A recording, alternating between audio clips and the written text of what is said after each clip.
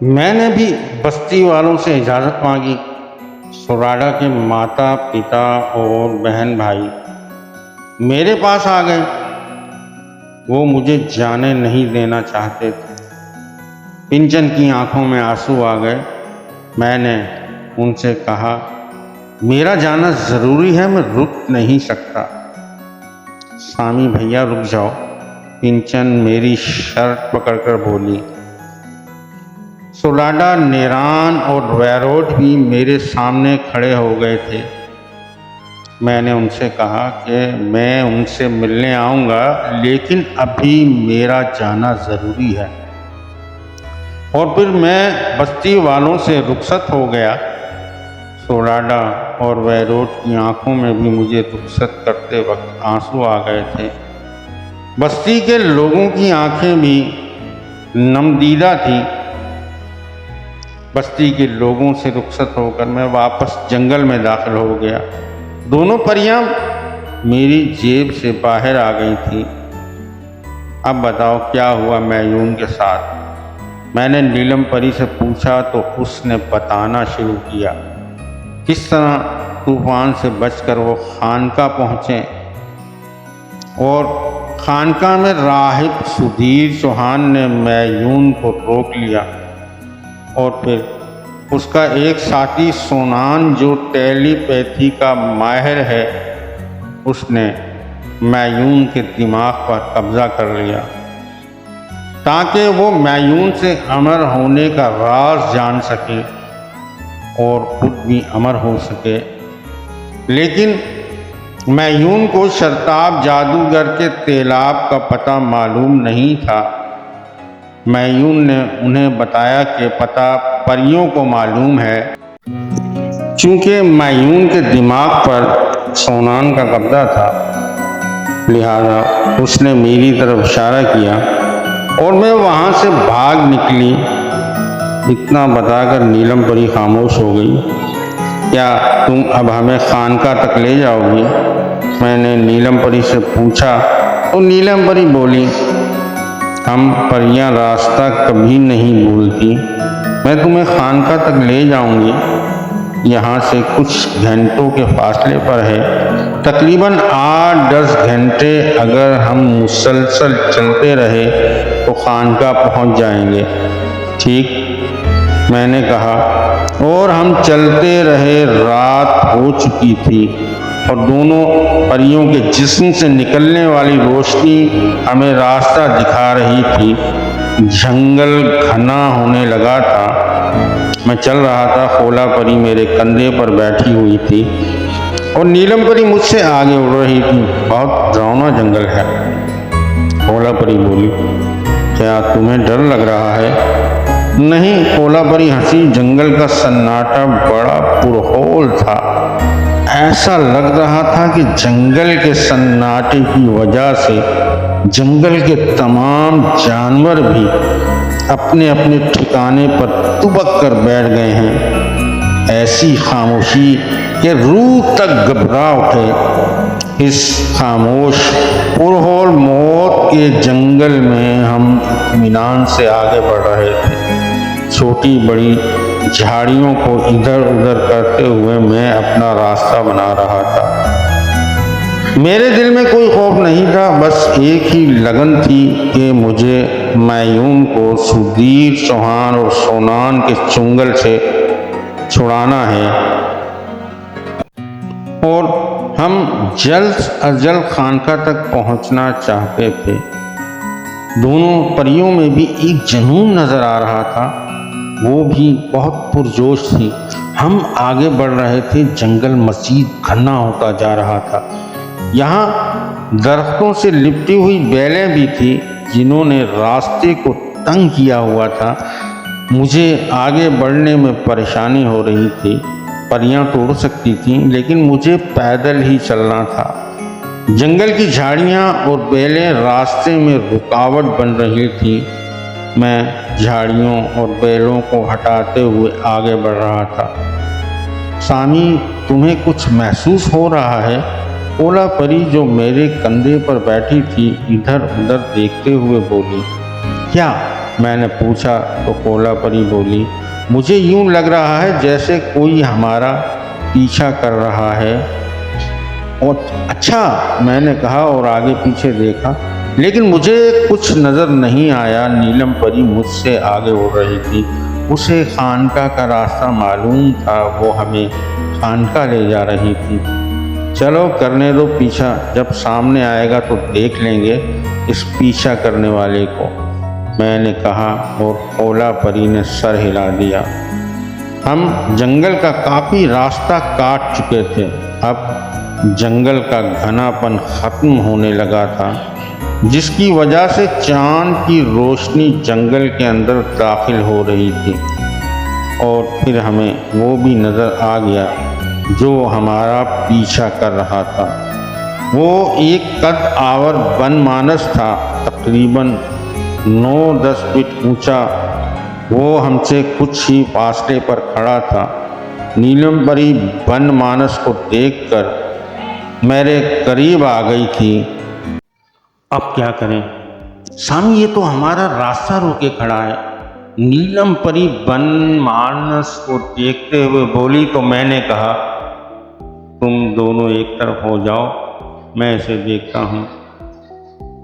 میرے کہنے پر رانی کولا پری اور نیلم پری ایک اونچے درخت کی شاخ پر جا کر کھڑی ہو گئی اور وہاں سے نیچے کا نظارہ کرنے لگی۔ بن مانس دونوں پریوں کو دیکھ رہا تھا، کیونکہ پریوں کے جسموں سے روشنی خارج ہو رہی تھی۔ اور پھر بن مانس نے ایک حیرت انگیز عمل کیا، اس نے ایک لمبی چھلانگ لگائی تھی پریوں کی طرف۔ میں نے حیرت سے چھلانگ لگاتے ہوئے بن مانس کو دیکھا، یعنی وہ پریوں کو پکڑنا چاہتا تھا۔ اس نے میری طرف توجہ ہی نہیں دی تھی۔ میں نے بھی بن مانس کے پیچھے چھلانگ لگائی اور اس کے قریب پہنچ کر اس کی دونوں ٹانگوں کو پکڑ لیا اور ٹانگوں سے پکڑ کر اسے نیچے لے آیا۔ نیچے لا کر اسے میں نے ایک گول چکر دیا اور ایک طرف اچھال دیا۔ بن مانس اڑتا ہوا درختوں سے ٹکراتا ہوا دور تک گیا۔ گرنے کے بعد بن مانس دوبارہ کھڑا ہو گیا۔ اس کی نظریں اب بھی پریوں پر تھیں، یوں لگ رہا تھا جیسے وہ پریوں کو ہر قیمت پر پکڑنا چاہتا ہے۔ اس نے پریوں کے بعد مجھے دیکھا۔ وہ سمجھ گیا تھا کہ جب تک میں ہوں وہ پریوں پر ہاتھ نہیں ڈال سکتا، لہذا اس بار بن مانس میری طرف بڑھنے لگا۔ وہ کوئی عام بن مانس نہیں تھا، اس کی جسامت اور قد کاٹ ایسا تھا کہ کوئی عام انسان اس کے مقابل نہیں ٹھہر سکتا تھا، لیکن میں اس کے مقابل کھڑا تھا، اس سے مقابلہ کرنے کے لیے۔ بن مانس کا قد مجھ سے کافی اونچا تھا، جسامت میں بھی وہ مجھ سے زیادہ تھا۔ وہ میرے قریب آ چکا تھا اور آتے ہی اس نے اپنے ہاتھوں کا گھیرا میری کمر کے گرد کس دیا تھا۔ وہ زور لگا رہا تھا میری کمر توڑنے کے لیے۔ اس نے اپنی پوری قوت لگا دی، لیکن کچھ بھی نہ کر سکا، مجھے اپنی جگہ سے ہلا بھی نہیں سکا۔ اسے میں نے قوت آزمائی کا پورا موقع دیا اور پھر بن مانس قوت آزمائی کر کے تھکنے لگا۔ وہ بھی پریشان ہو رہا تھا کہ کس قسم کا انسان ہے جس پر اس کی قوت کا کچھ اثر ہی نہیں ہو رہا ہے۔ وقت گزر رہا تھا، لہذا میں نے بن مانس کو مزید موقع دینے کے بجائے اپنے ہاتھ بن مانس کے دونوں ہاتھوں پر جمائے اور ذرا سی قوت لگا کر اس کے ہاتھوں سے اپنی کمر چھڑا لی۔ اب بن مانس کے لمبے لمبے ہاتھ میرے ہاتھوں میں تھے۔ میں نے اس کے دونوں ہاتھوں کو جکڑا ہوا تھا اور پھر میں نے اس کے دونوں ہاتھوں کو جھٹکا دیا اور اسے اپنے سر سے بلند کر کے دھڑام سے زمین پر مارا۔ بن مانس کا پورا جسم ہل گیا، وہ اٹھنے کے قابل نہیں رہا تھا۔ میں نے اسے چھوڑ دیا، وہ زمین پر اوندھے منہ پڑا تھا۔ میں نے تھوڑی دیر تک اس کے اٹھنے کا انتظار کیا، لیکن وہ نہیں اٹھا۔ لہذا میں نے رانی پھولا پری اور نیلم پری کی طرف دیکھا۔ وہ درخت کی شاخ سے اڑ کر میرے پاس آ گئی۔ انہوں نے زمین پر اوندھے منہ پڑے بنمانس کو دیکھا۔ چلو اب آگے بڑھتے ہیں، میں نے پریوں سے کہا۔ ہاں، پھولا پری نے سر ہلایا اور ہم پھر سے آگے بڑھنے لگے۔ میری سمجھ میں یہ نہیں آ رہا تھا کہ بنمانس پریوں کی طرف کیوں بڑھ رہا تھا، وہ پریوں کو کیوں پکڑنا چاہتا تھا۔ خیر، ہم آگے بڑھتے رہے اور جنگل سے باہر نکل آئے۔ دور کھلے میدان میں ہمیں ایک بڑی سی خانقاہ نظر آ رہی تھی۔ نیلم پری خانقاہ کی طرف دیکھتے ہوئے بولی، سامی، یہ خانقاہ ہے سدھیر چوہان کی۔ ٹھیک ہے، چلو خانقاہ کے دروازے پر، میں نے کہا، اور دونوں پریاں اڑتے ہوئے آگے بڑھنے لگیں۔ میں بھی ان کے پیچھے پیچھے چلنے لگا۔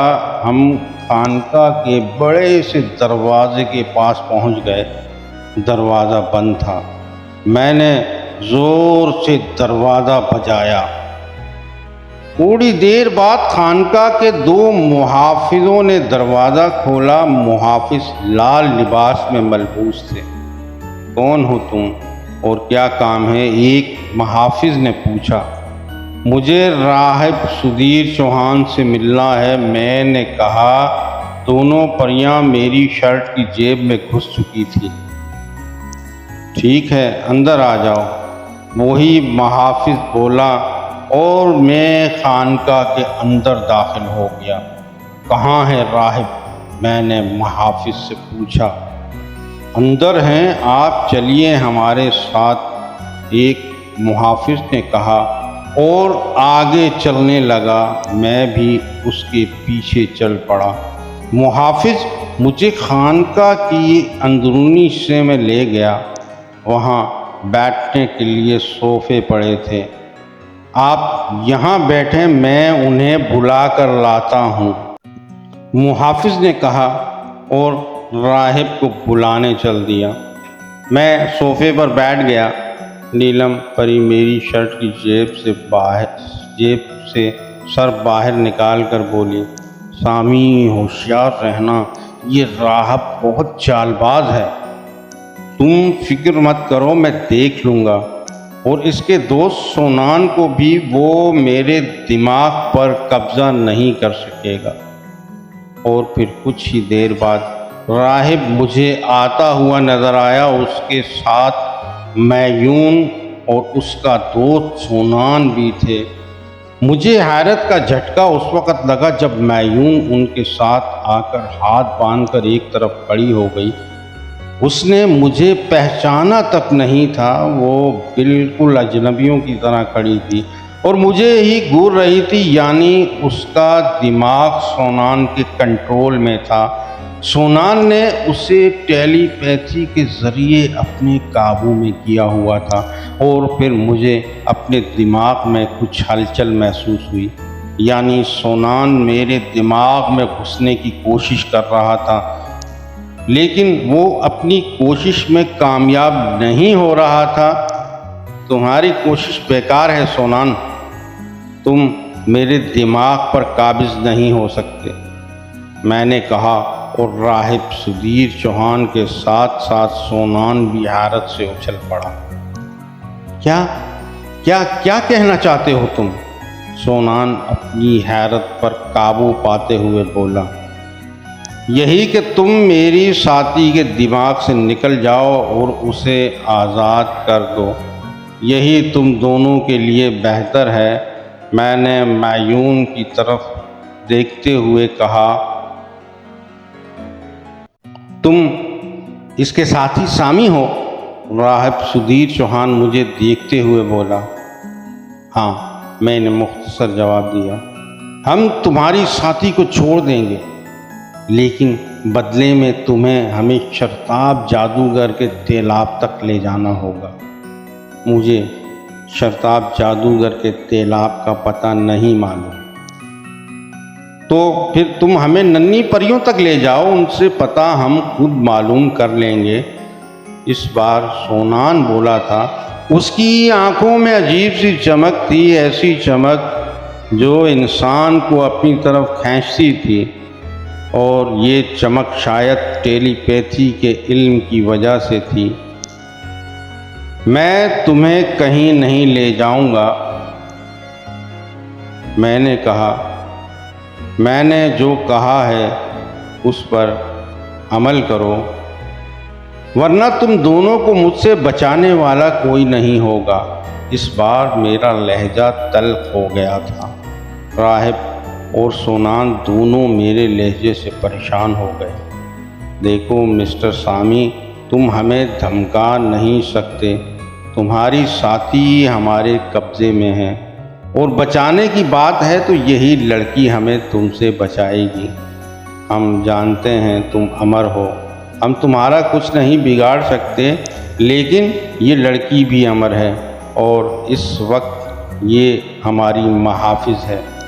سونان کی بات سن کر میں پریشان ہو گیا، یعنی وہ معیون کو میرے مقابل کھڑا کرنا چاہتا تھا، اور وہ ایسا کر بھی سکتا تھا کیونکہ معیون دماغی طور پر اس کے قبضے میں تھی۔ وہ میرے سامنے کھڑی تھی، لیکن ایسے اجنبی بنی ہوئی تھی جیسے ہم کبھی ملے ہی نہ ہوں۔ اب تم کیا کہتے ہو؟ سونان میری طرف دیکھتے ہوئے بولا۔ تم دماغی طور پر بہت مضبوط ہو، اس لیے میں تمہارے دماغ پر قابض نہیں ہو سکا، لیکن تمہاری دوست میری تابع ہے۔ اگر میں اسے حکم دوں گا تو یہ تمہیں مارنے کے لیے بھی کھڑی ہو جائے گی۔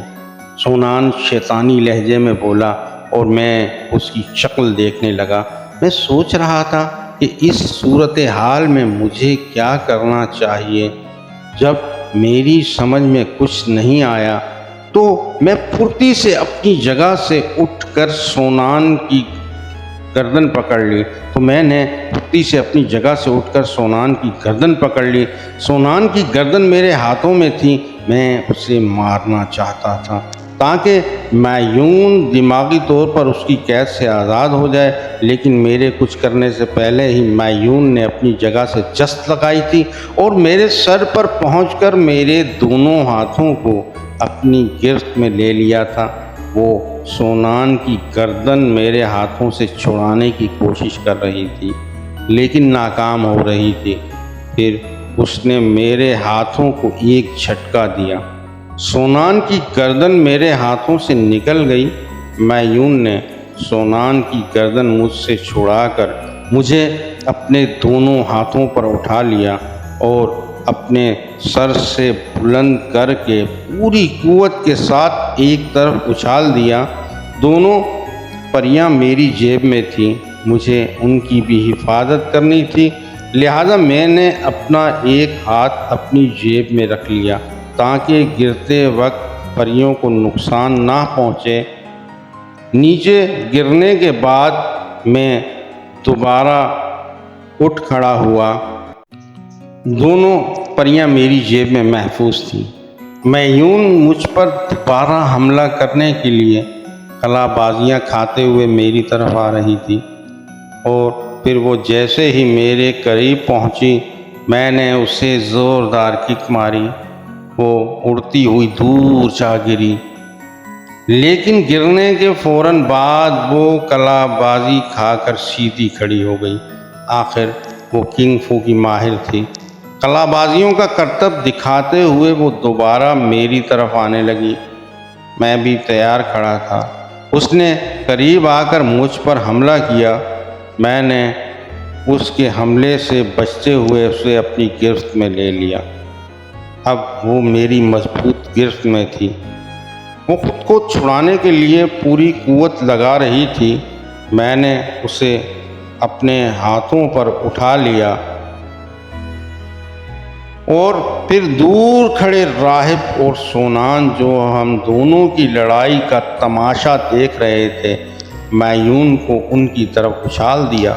معیون کو میں نے پوری قوت سے ان دونوں کی طرف اچھالا تھا۔ وہ اڑتی ہوئی ان کی طرف گئی اور دونوں سے ٹکرائی۔ راہب اور سونان معیون کے ٹکرانے کے بعد اپنا توازن برقرار نہیں رکھ سکے اور زمین پر الٹ گئے۔ اس کے ساتھ ہی میں نے اپنی جگہ سے چھلانگ لگائی اور میں سونان کے سر پر پہنچ گیا۔ وہ گرنے کے بعد اٹھنے کی کوشش کر رہا تھا۔ اس کے اٹھنے سے پہلے ہی میں نے اس کی گردن پکڑ لی۔ اب میں معیون کو موقع نہیں دینا چاہتا تھا کہ وہ سونان کو میری گرفت سے چھڑا لے، لہذا معیون کے اٹھنے سے پہلے ہی میں سونان کی گردن توڑ چکا تھا۔ گردن توڑنے کے بعد میں نے سونان کو چھوڑ دیا۔ وہ لہرا کر زمین پر گرا اور اٹھ نہ سکا۔ اس کی آنکھیں کھلی ہوئی تھیں اور حیرت سے چھت کی طرف دیکھ رہی تھی، لیکن اب یہ آنکھیں مردہ ہو چکی تھیں۔ سونان کے مرنے کے بعد معیون اپنی جگہ پر اپنا سر پکڑ کر بیٹھ گئی۔ اب باقی سدھیر چوہان بچا تھا۔ میں اس کی طرف بڑھ گیا تاکہ اس کا بھی کام تمام کر سکوں، لیکن اس سے پہلے کہ میں سدھیر چوہان کو پکڑتا، وہی بن مانس جسے میں نے جنگل میں مارا تھا اور جو پریوں کو پکڑنے کی کوشش کر رہا تھا، اچھلتا کودتا نمودار ہوا اور راہب کے سامنے ڈھال بن کر کھڑا ہو گیا۔ چند لمحوں کے لیے میں اپنی جگہ پر رک گیا، یعنی یہ بن مانس راہب کا تھا، راہب کا پالتو تھا۔ یہی چند لمحے راہب کے لیے فائدہ مند ثابت ہوئے۔ اس نے تیزی سے منتر پڑھنے شروع کر دیے اور پھر اس سے پہلے کہ میں راہب کو پکڑتا، وہ اپنے بن مانس کے ساتھ وہاں سے غائب ہو چکا تھا۔ راہب فرار ہو چکا تھا۔ میں نے معیون کی طرف دیکھا۔ وہ ابھی تک اپنا سر پکڑے بیٹھی تھی۔ میں اس کی طرف بڑھ گیا۔ اس کے پاس پہنچ کر میں نے اس کے کندھے پر ہاتھ رکھا اور بولا، معیون تم ٹھیک تو ہو نا؟ معیون نے سر اٹھا کر خالی نظروں سے مجھے دیکھا۔ تھوڑی دیر تک معیون کی یہ حالت برقرار رہی اور پھر وہ چونک کر کھڑی ہو گئی اور میرے گلے لگ گئی، یعنی معیون اب سونان کے ٹیلی پیتھی کے اثر سے باہر آ چکی تھی۔ معیون، اسے میں خود سے الگ کرتے ہوئے بولا، تم ٹھیک تو ہو اب؟ ہاں میں ٹھیک ہوں، مجھے کیا ہوا ہے؟ معیون مسکراتے ہوئے بولی، کیا تھوڑی دیر تک تم مجھے گلے نہیں لگا سکتے جو اس طرح مجھے خود سے علیحدہ کر دیا؟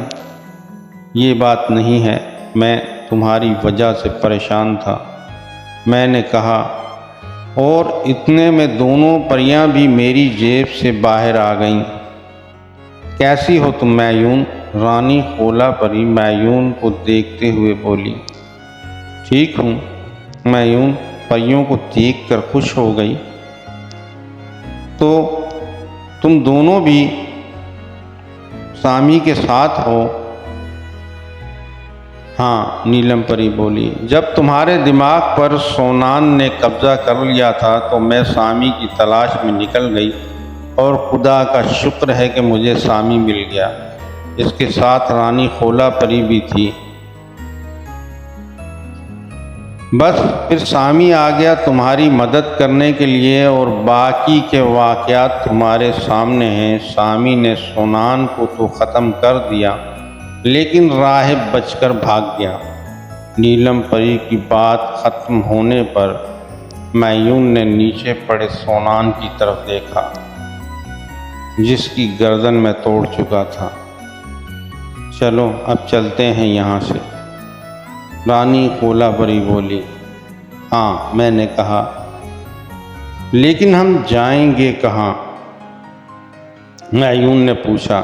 ہم سیستان جائیں گے، ان ننھی پریوں کی وادی میں، وہاں در شغار اور زوغان جنائیں گے اور پھر وہ ہمیں اپنے وطن پہنچا دیں گے، میں نے کہا، اور پھر ہم خانقاہ سے باہر نکل آئے۔ کافی وقت گزر چکا تھا، سورج سر پر آگ برسا رہا تھا۔ پریوں کو اپنی وادی کا پتہ معلوم تھا، کیونکہ نیلم پری نے کہا تھا کہ پریاں راستہ نہیں بھولتی، لیکن سیستان یہاں سے بہت دور تھا اور ہمیں پیدل چلنا تھا۔ پریوں کے پاس ان کی چھڑیاں نہیں تھیں جن کی مدد سے وہ ہمیں اڑا کر سیستان لے جاتی، لہذا یہ سفر ہمیں پیدل ہی طے کرنا تھا۔ ہم چل رہے تھے، راستہ کٹ رہا تھا، ہم دوبارہ جنگل میں داخل ہو گئے تھے۔ رانی خولا پری نے کہا تھا کہ ہمیں سیستان پہنچنے کے لیے یہ جنگل پار کرنا پڑے گا۔ جنگل میں چلتے ہوئے کافی وقت گزر چکا تھا، لیکن جنگل ختم ہونے کا نام ہی نہیں لے رہا تھا۔ شام ہو چکی تھی۔ کیا خیال ہے، کوئی ٹھکانہ ڈھونڈ کر کچھ دیر آرام نہ کر لیا جائے؟ نیلم پری بولی۔ وہ پریاں تھیں، اتنی دیر تک اڑنے کی وجہ سے تھک چکی تھیں۔ مجھے اور میون کو تھکن کا احساس نہیں تھا، لہذا پریوں کی وجہ سے ہم نے ایک مناسب جگہ دیکھی اور آرام کرنے کی غرض سے بیٹھ گئے۔ راہب سدھیر چوہان شیطان کا چیلا تھا۔ سامی سے شکست کھانے کے بعد وہ اپنی جادوئی قوت سے فرار ہو گیا تھا۔ اس کا پالتو بنمانس بھی اس کے ساتھ تھا۔ وہ اس وقت ایک ایسی جگہ موجود تھا جہاں چاروں طرف اونچے اونچے پہاڑ تھے۔